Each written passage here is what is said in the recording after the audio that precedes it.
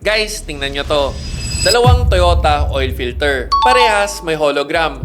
Ganito naman ang itsura ng mismong oil filter. Pero, isa dito, nakiki-Toyota lang. Hindi mo mahalata kung ano ang pinagkaiba. Eto, peke, 100 pesos lang online na pwedeng ibenta sa'yo ng mas mura lang ng konti sa Orig.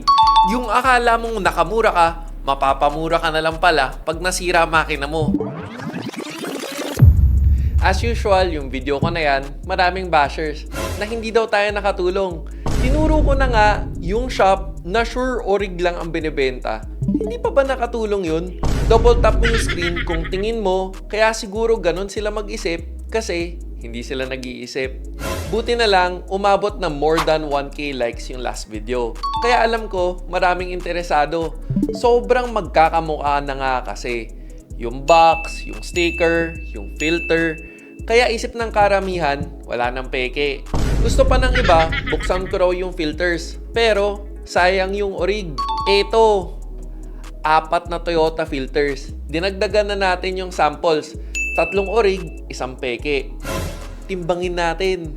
Ito ang timbang ng filter 1, filter 2, filter 3, filter 4. Kung mapapansin nyo, magkakalapit ang timbang ng 3 at malayo yung timbang ng 1. Ibig sabihin yan, may standards ang genuine. At ang peke, substandard. Malayo ang diferensya ng timbang. Kaya kung wala kang pagbabasehan, hindi mo talaga malalaman. Actually, marami pang indicators yung peke. Pa-comment na lang ng panis at ipipm ko sa'yo yung iba pang indicators. Para sure ka talaga na Orig, bilhin mo to sa mga authorized Toyota dealers. Nationwide meron. Pero kung gusto mo ng online, andito yung link ng Orig sa video. Legit yan, online shop na yan. Check mo lang yung link.